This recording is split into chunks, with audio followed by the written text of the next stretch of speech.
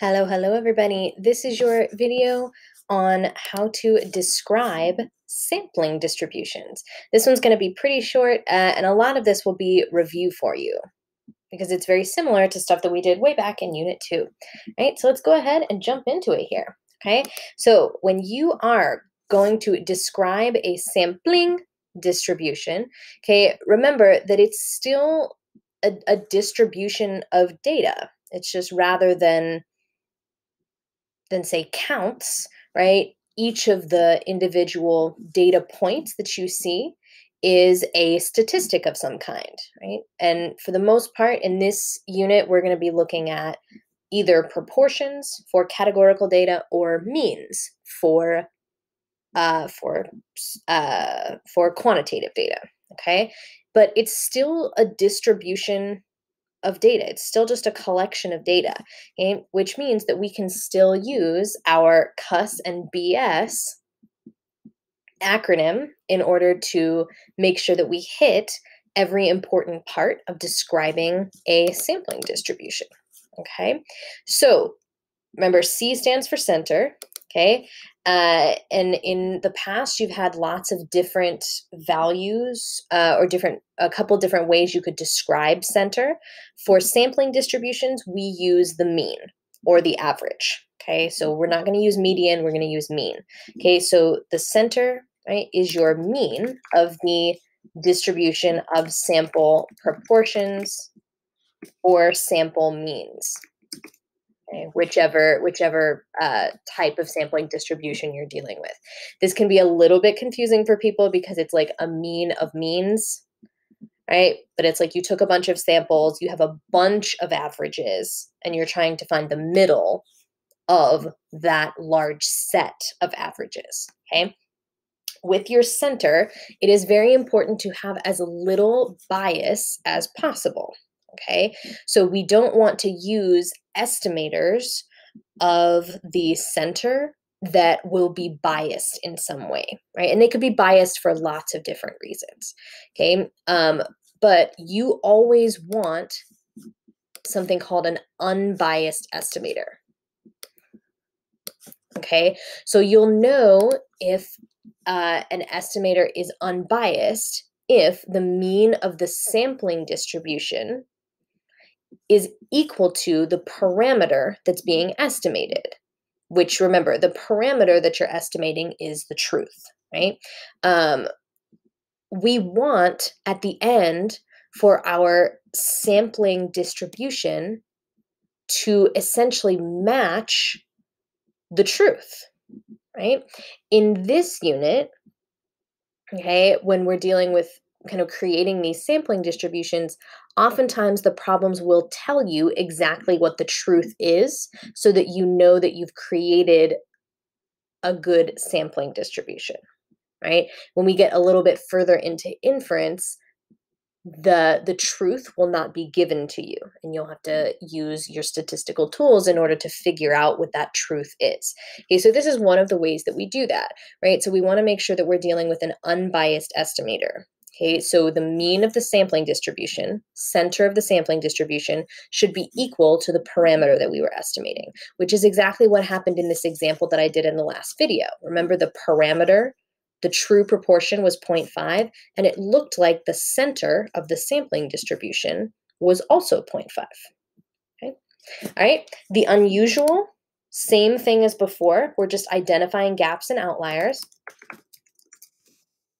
Now, I'll just let you know, the unusual gaps and outliers are rare in sampling distributions, just because usually you're drawing lots and lots and lots of samples. Right?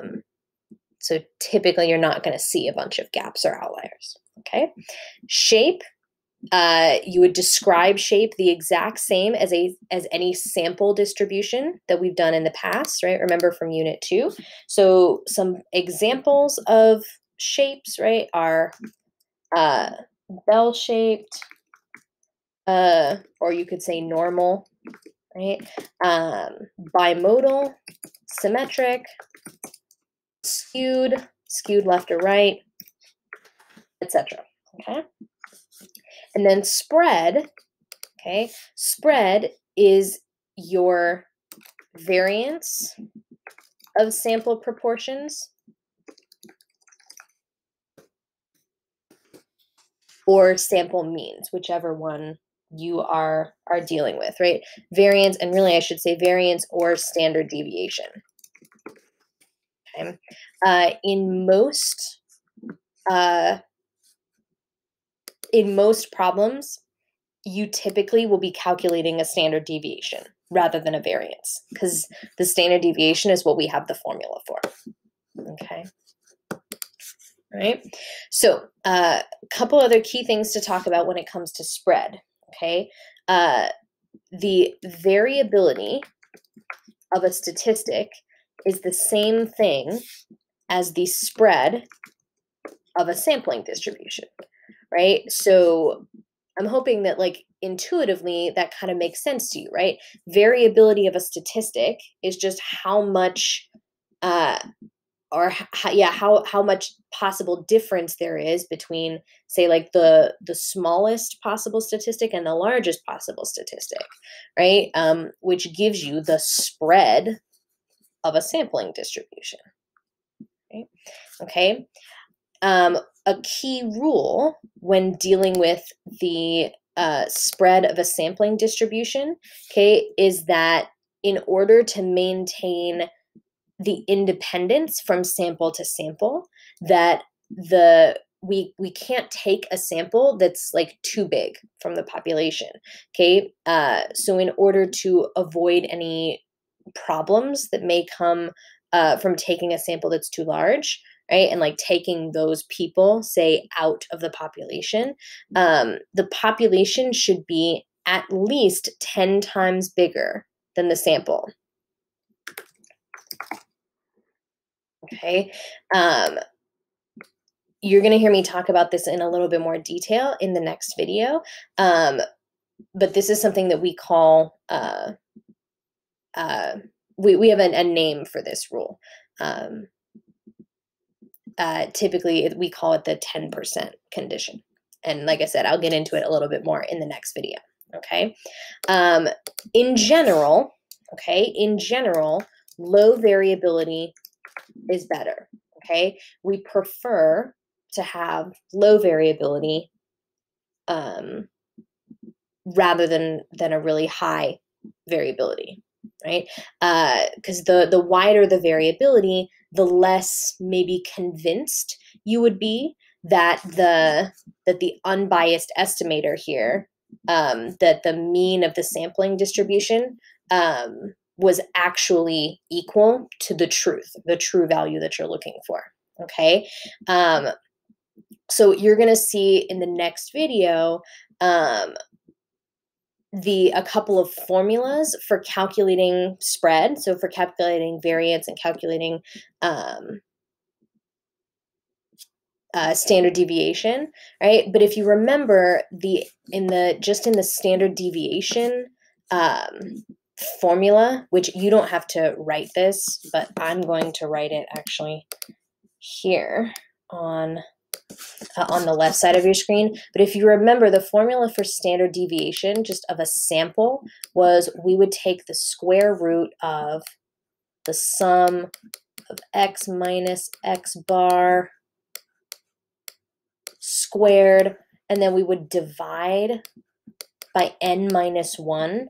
Okay, so remember, when you divide by a larger number, right, then that means your end result will be a little bit smaller, right? So through many years of doing statistics, mathematicians learned that you can divide, right, like in these formulas, not by the sample size, but instead by the sample size minus 1.